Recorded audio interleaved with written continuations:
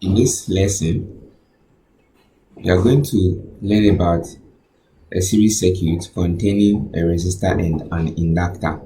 So looking at this circuit here, I have a resistor here and then I have an inductor here. Okay, these two elements has been connected in series, and then I have the current I here, which is the current flowing through the system, and then I have a voltage source here. Okay, this is what an alternating voltage source, okay, connected with what V. And then over here I have the phasor diagram for this circuit here. Okay, so I have VL, which is the voltage across the inductor, and then I have what VR here, which is the voltage across the resistor, and then I have V here, which is what the total voltage in the circuit, and then I have the current I here, which is the current in the circuit, which is what lagging the voltage, and then I have phi here, which is what the phase angle. So that's for the phasor diagram here also. So let's look at what you are going to do here. Okay, so from this circuit here, okay, you can see that the elements are connected in series. So the total voltage, okay, the total voltage is going to be V sub R plus V sub L. Okay, these voltages are vector quantities because they have what magnitude and then direction. That's why I represented them in this form. Okay, so now this will be the total voltage. Okay, since the elements are in a series, so the total voltage will be equal to the voltage drop across the resistor and then the voltage drop across the inductor added up together. Okay, so that's what the total voltage in this circuit here. And then looking at this phasor diagram here, okay, if you apply Pythagoras theorem, you are going to have this equation here to be V squared equals V sub R squared plus V sub L squared, right? Okay, so when we apply Pythagoras theorem, this is what you are going to have. Okay, so now V here equals the total voltage in the circuit. Okay, that's equal to what the current times what the impedance Z, and then VR equals what the voltage drop across what the resistor, and then that is what the current times what the resistance, and then VL will be the voltage drop across what the inductor, and that is giving us what the current times what the inductive reactance. Okay, so that's what you have here. Okay, so now what you are going to do is that you are going to substitute these expressions into this equation that I have here. Okay, so in that case, let me name this equation 1. Okay, in that case, the equation 1 will be, we are going to have this to be what? IZ squared, okay, because IR squared plus IXL squared. Okay, so this will be my equation now, but you see that what I is common to each one of them, so we can cancel it out, and then you are going to have what Z squared. Let me write this. You're going to have Z squared equals R squared plus XL squared. Okay, so this Z here is the impedance. Okay, so if you want to find the impedance, then you will have to what make Z the subject. So in that case, you are going to have Z to be equal to the square root of what R squared plus what XL squared. Okay, this will be the formula for what impedance. Okay, and then for the inductive reactance, okay, for the inductive reactance, it is giving us what 2 pi FL. Okay, where F is the frequency in hertz, okay, and then L is the inductance. That will be the inductance. Okay, so let's take note of what this formula is. Okay, so let's take note of this formula here. That's the impedance. Okay, then inductive reactance also, let's take note of this formula here also.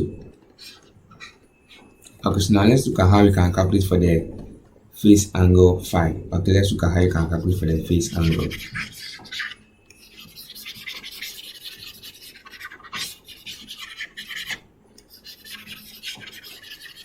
Let me clear up some space so that we continue.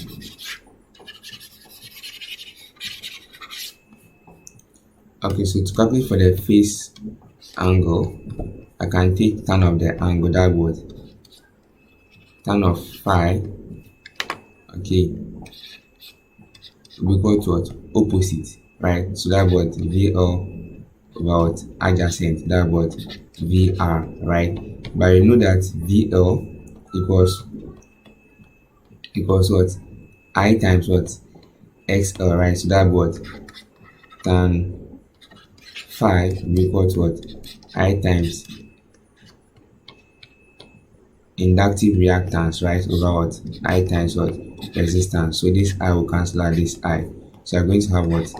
Tan phi to be equal to what? Inductive reactance over what? Resistance. So to calculate for the phase angle, you can use this formula that I have here. Okay, so let's take note of this. So with this understanding, we are going to try our hands on an example. So let's go ahead and then do this. Okay, so now with the knowledge we have, let's try our hands on this example here. So given that the resistance is 12 ohms, the inductance is 0.1 Henry, and then the total voltage is 100 volts and frequency 50 Hz.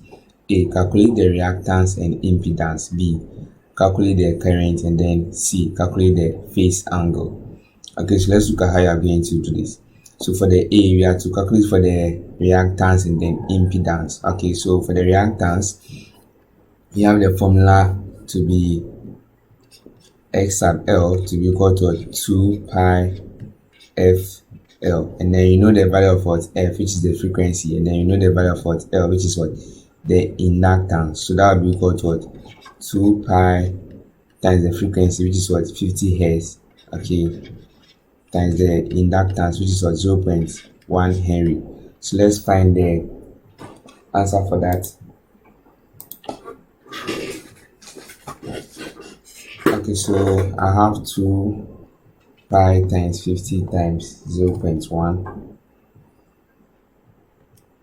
Okay, so that'll give me a value for 10 pi, and then that's equivalent to 31.42 ohms. Okay, 31.42 ohms. That'll be the inductive reactance. Okay, so now let's go ahead and then calculate for the impedance. So for the impedance, we got the formula to be Z equals the square root of what? The square root of what? The resistance and then the inductive reactance. And then you know the resistance was 12, so that was 12 squared plus the square of what? The inductive reactance, that was 31.42 squared. Okay, so let's find the value of what this. So square root of 12 squared plus the 31.42 squared. Okay, so that give me a value for 33.63. So that was 33.63 ohms. Okay, 63 ohms. So that will be what? The value for the impedance. Okay, so now we asked to calculate for the current. Okay, we've been asked to calculate for the current. You know that what? Current will be equal to the voltage divided by what? The impedance, right? And then from the question, you're giving the voltage to what? 100 volts. That was 100 volts divided by what? The impedance, which is what? 33.63. Okay, so let's find the value for the current. So 100 divided by 33.63. Okay, that give me a value of what?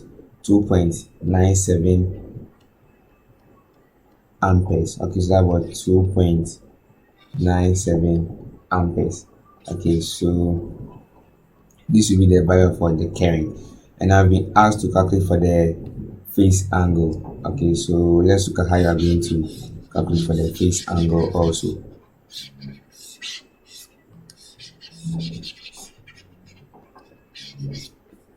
Okay, so for the phase angle, we have the formula to be tan phi to be equal to the inductive reactance over the resistance. So that would be equal to, we got the inductive reactance to be equal to 31.42. So that was 31.42, okay, divided by the resistance, which is what, 12. Okay, so what you are going to get is that you are going to find the value of this. So 31.42 divided by 12, that will give me a value for 2.62. So that will be equal to what? 2.62. Okay, so we are now going to take the tan inverse of this value. So phi will be equal to a tan inverse of what? 2.62. Okay, so let's find the value of this. 2.62. Okay, so that give me a value of what? 69.1. Okay, so we are going to get the phase angle phi. Okay, let me write this here to be equal to what? 69.1 degrees. So that'll be how to approach this kind of question. All you have to know is your formulas. Then when you get your questions, you know the formulas that you are going to